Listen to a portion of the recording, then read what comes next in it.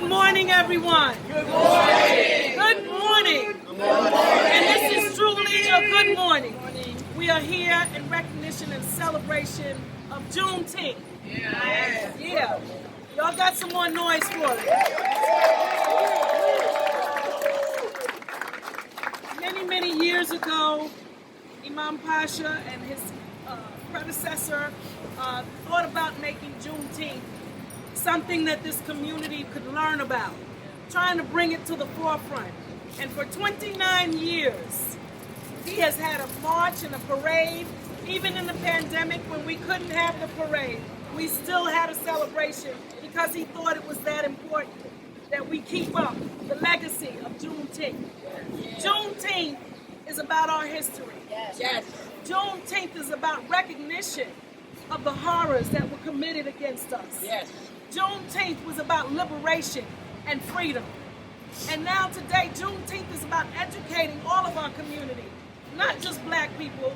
Black history is American history. That's right. It belongs to all of us, the good and the bad. Right. And we have to teach it. And we have to never forget it. And make sure that we understand it and teach our children where we came from. So I appreciate Malcolm Shabazz Masjid and the Juneteenth Committee for the work they've done in this community. I can go back to the day when we were in the parade and people were like, Juneteenth? What's that? What's that? And we would explain it to them and explain it to them. And you know what? By the hands of God, I have to say, a tragedy, a great tragedy happened in this country. It's happened before. But this time the world stood still. We all watched it in a pandemic on our televisions. And George Floyd was murdered. He was murdered in front of us. And as a political reaction to the unrest that was going on in this country, this state and others said, we'll make Juneteenth a holiday. We'll take that, but we won't let it go to waste. Okay. We're not going to let this be a 50% off day. This is not going to be buy one, get one free. Like the clearance sale. Clearance sale. Y'all know them, all the different names. That's not what this is for. This is to honor our ancestors, to honor the people who died, and to honor those who have upheld the history and the legacy until now. So that is our job today, and I'm so glad that I'm here with all these community leaders and elected officials who thought it not robbery to be here today, not just here, but in other parts of our community, spreading the word, uplifting the Juneteenth holiday. So I'm going to bring forth first and foremost, we're joined here by Imam Pasha. He is the Imam of the historic Malcolm Shabazz Masjid. And he is the holder of this precious Juneteenth legacy for us.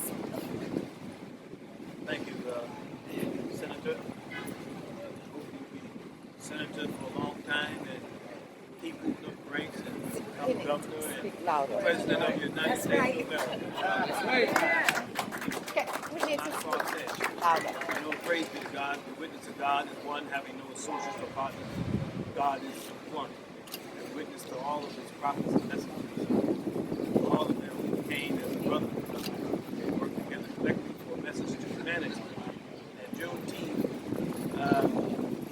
is a way in which we have, and always have for 29 years, following the leadership of the son of the Honorable Elijah Muhammad and Pharaoh Muhammad, and our leader Imam, Father's leader.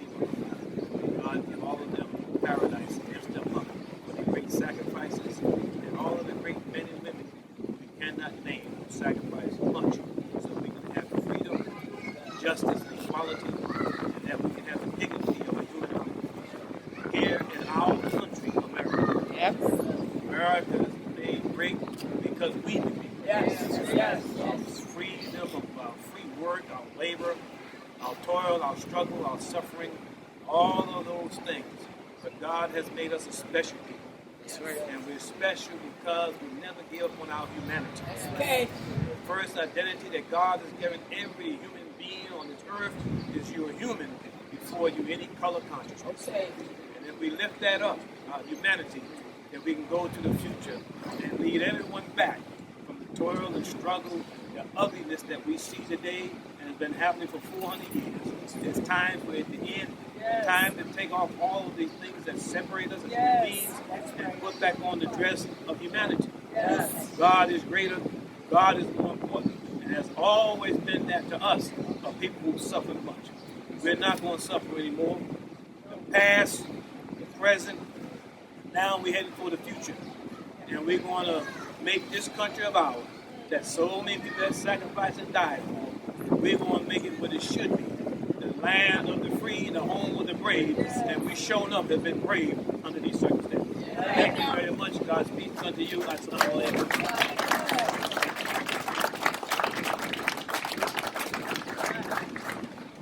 Next, we're going to hear from, the legislation was passed in the legislature and it had to be voted on. There are people who've been working for years to break the chains, because that's what this is about. And we still have chains to break. And one of those people who has been there in the fight is my brother in the Assembly, Assemblyman Al Taylor. Good morning and peace and blessings. Good morning. Man, this is a joyous day. Least we forget.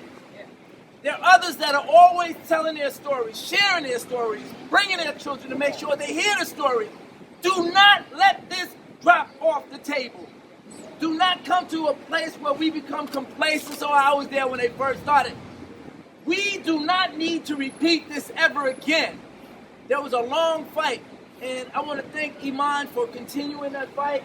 In 1990, while I was doing some industry work for the recording industry, I was in a place called Houston, Texas, outside of Fifth Ward, and that's where I learned about Juneteenth. I'm like, what? Because we uses can come up with things. I'm like, well, what they don't come up with over there? And to my surprise, I learned that was our 4th of July. But it's more than that. And as my sister said, and Senator Cordell, thank you. I am so doggone glad you are a senator in this United States of America, representing New York State. That was very kind. But I want you to make some noise for my sister like your life depends on it, because it does. Celebrate her. It's okay.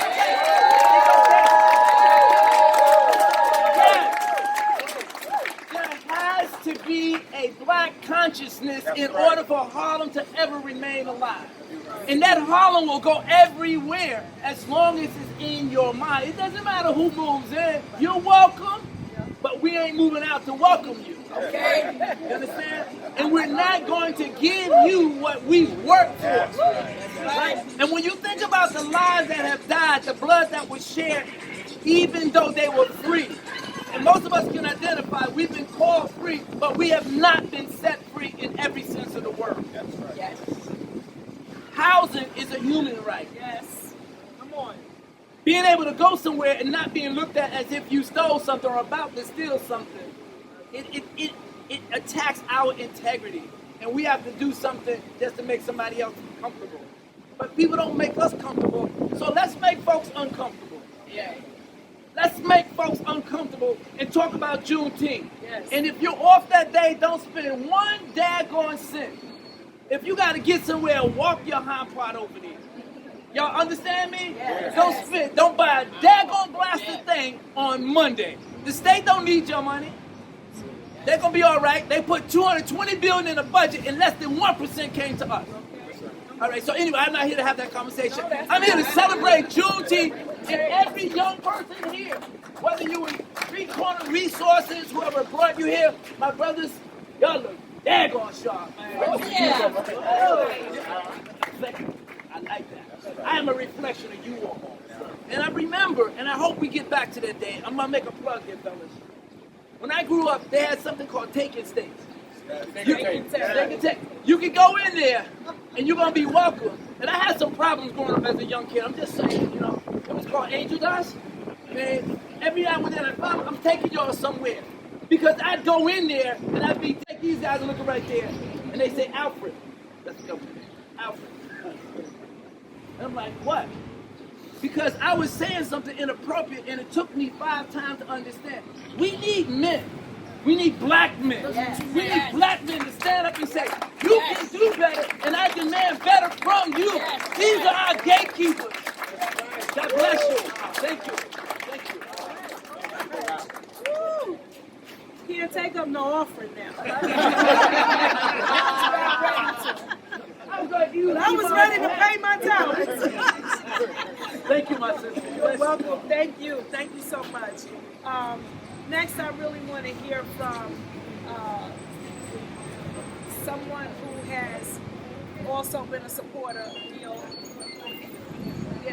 a supporter, quiet supporter, but he's been a supporter nonetheless, but using his face today. And that's important because he didn't have to do it.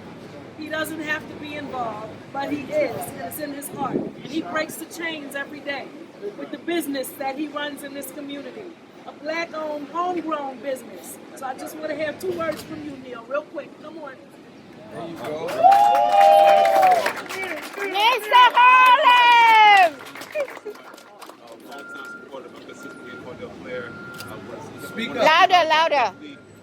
Get re-elected. Cordell Cleare get re-elected. That's very important. Right, guys? Yeah. And lastly, I want to say thank you to Masjid, Malcolm Shabazz, and the Malcolm Shabazz Corporation. They believed in me when I first had this idea for starting this whole thing, tourism, and they can buy me and with me the pandemic. So I would not be anywhere if not for Masjid, Malcolm Shabazz, and the Malcolm Shabazz Corporation. Thank you guys.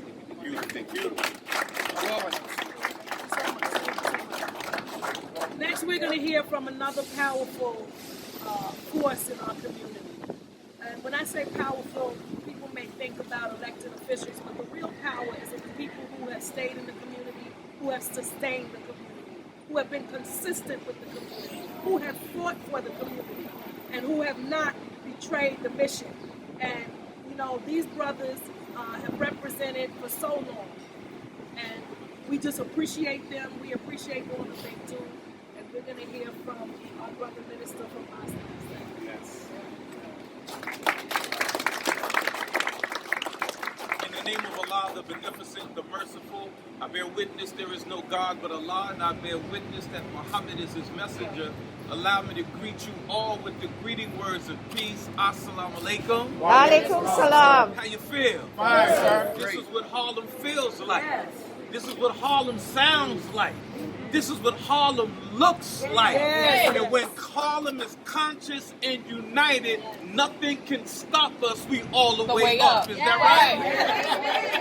right? On behalf of the Honorable Minister Louis Farrakhan, a man who labored hard and worked and brought consciousness to this city of Harlem, this city of New York, for a long time, again, I greet you. And so fitting that we're celebrating Juneteenth in front of the Harlem Heritage Center. But when you go inside, you see and feel struggle. You feel black struggle. I want us to be clear that Juneteenth is not the Black 4th of July, because the 4th of July celebrates a victory over an enemy. We were victims freed by an enemy. So what Juneteenth should represent is that the struggle continues. Because if we were really free, we would not have freedom fighters. Freedom fighters like Alambe Brab, freedom fighters like the Honorable Elijah Muhammad, freedom fighters like Adam Clayton Powell Jr., freedom fighters like Shirley Chisholm, freedom fighters like Dr. Martin Luther King, freedom fighters like the Honorable Minister Louis Farrakhan. We still have to march on to freedom, because as a people we are emancipated. Emancipate means to free from someone's hands, but not from someone's control. We gotta be in control, and we can't control if we don't own. We can't own if we're not united. We can't unite if we don't respect each other. So we got a lot of work to do. The struggle continues. Thank you for listening. Assalamu alaikum.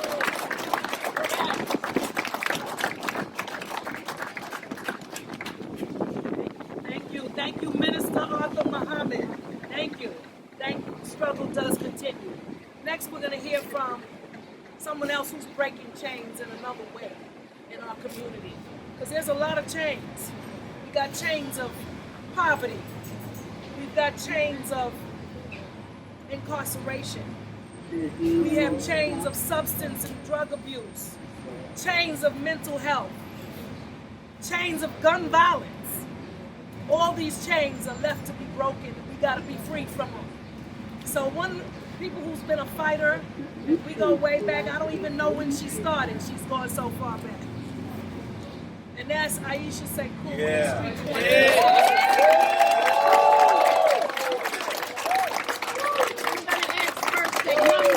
going to ask first that young people take the leadership position and move to the front.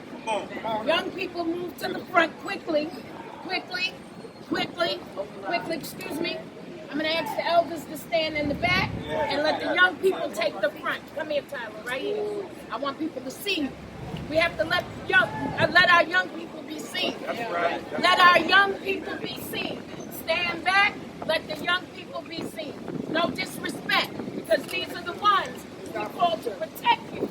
So we have to put them in the leadership position. So I want to say to the young people, this is the celebration of Juneteenth.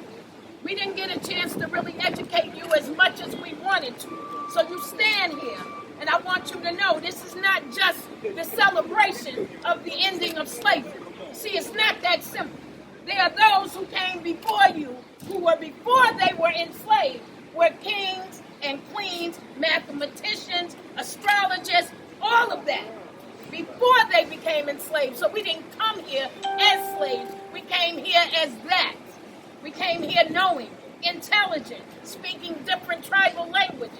So I want you to know, we don't stand in a place of shame, in a place of power. We stand in a place of power. Don't say it like you mean it, let the world know. We stand in a place of power. That's right. So with that, young people, I am calling you into action, because Juneteenth is about the celebration of our life and our freedom and who we are, and embracing who we have been before we got on this soil and who we are now. So I don't want to see the African American fighting the African and the Haitian and the Jamaican and the Antiguan. Right. We are one people taken through a course to bring us into slavery and into bondage. And the freedom is in knowing who we are and how we connect, and that we don't have to stand here planning to take a life. You understand? Because we continue to do the work of the enslaver when we kill each other. Somebody say, I got that. I got that. So I challenge my young people to stand on this ground where our ancestors stood to fight for freedom, civil rights, all of that. You are standing on the same ground. And so you're going to take the leadership. Say, I'm going to take the leadership. I'm going to take the leadership. Say it like you mean it. I'm going to take the leadership. Right. To continue to change our community for better. Say it. To continue to change our community for the better. Absolutely. So we challenge you. Our elders respect you. You respect our elders. You make room for them. You hold the door for them. You bow to them. You listen to them. You obey them. You follow them. Because they came before you and they know them. Yes.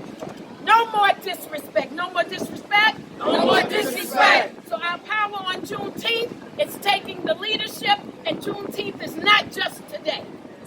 It is our life. It is what we bring forth. It is the change we bring forth. So I challenge our young people in particular to stay on purpose, become our elected officials, become our imams, become our business owners, become all of that we need.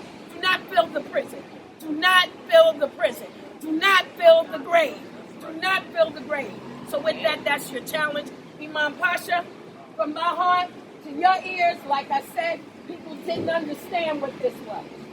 And you stood in the storm when they didn't understand. I know what that feels like. It's not an easy journey to stand when other people don't believe and don't understand. And they ridicule and criticize and beat you down for what you do. Imam Pasha, thank you. Thank you, thank you, thank you. My shit not too bad.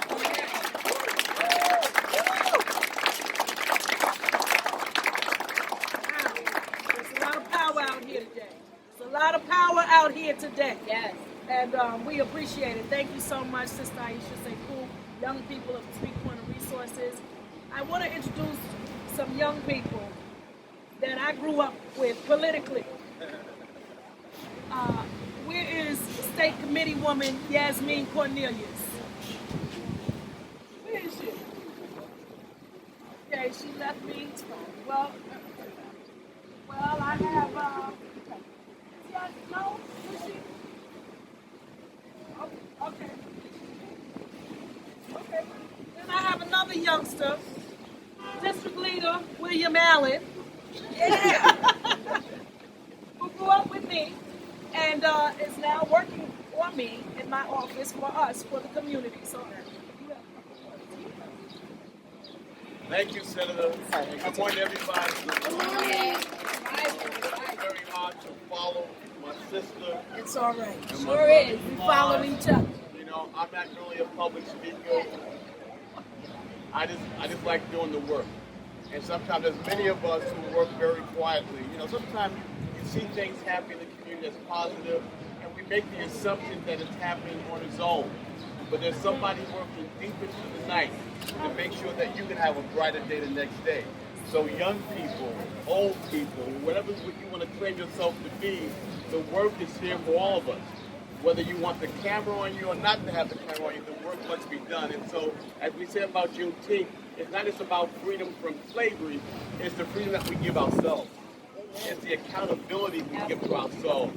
It's choosing to be responsible. It's seeing our young people in harm's way or our elderly in harm's way, and we step up and provide the leadership. So, Senator, thank you for growing up with me. You're wonderful. Moses had Aaron. We got each other, and we're here to rock and do this work. So God bless all of you. Thank you so much. I'm going to make a few more recognitions, and I'm going to, I see Linda Janae from District Attorney out from Bragg's office. I know he's on his way. Wave to everybody. Thank you. Thank you for the chains that are being broken. I want to thank Miss Leona Shoemaker. Okay, she's the tenant leader over here at King Power. Okay, it's not an easy job. Huh? I said Yasmin. Oh, there she is. Yasmin, where did you go? We were looking for you. Right here. Come up here. We asked you to say something, but let me finish recognizing some people right now. I want to recognize the Michelle Obama Community Democratic Club. Yes.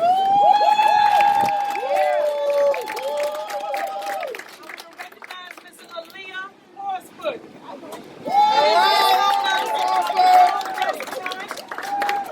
Alright. Let me see, who am I leaving out because I don't want to get in trouble. Oh, of course. I've got to talk about Miss Lynetta Sullivan.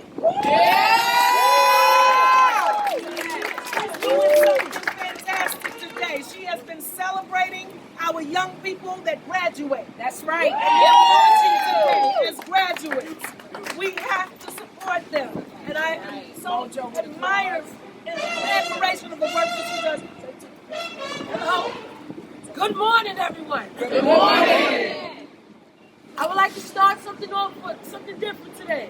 I am peace. I am peace. I am love. I am love. I am educated. I am educated. I am free. I am free. And I am unity. And I am unity. This is what our ancestors fought for. Yes. When you look around each other, you see nothing but unity. That's right. This is the message that needs to be spread throughout Harlem and so on and so forth. Thank you. It's so nice. Thank you. No, that's very good. Come on, give it up.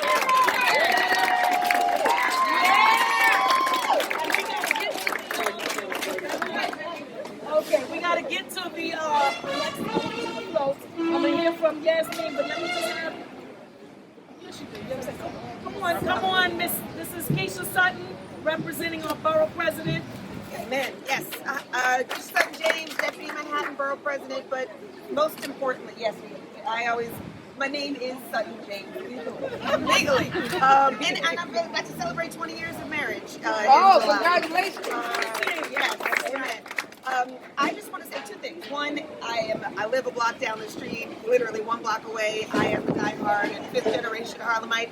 But my grandfather, who really raised me, one of the many people who raised me, is from San Antonio, Texas. So I learned about and started loving the traditions of Juneteenth as a child, hearing about the celebrations. He was born in 1920. His parents were born before 1865, so they were actually born during slavery. So I learned about the traditions in the South, the celebration, and the moments that we are having right now. And I think about, I reflect upon the moments that we are having right now, standing on their shoulders drinking from wells that they dug. And I'm so grateful that we get to stand here and put our people, our ancestors, our heritage, and celebrate this moment as a national holiday here in the village of Harlem. So let's get to it. I'm so grateful to be with all of you, today.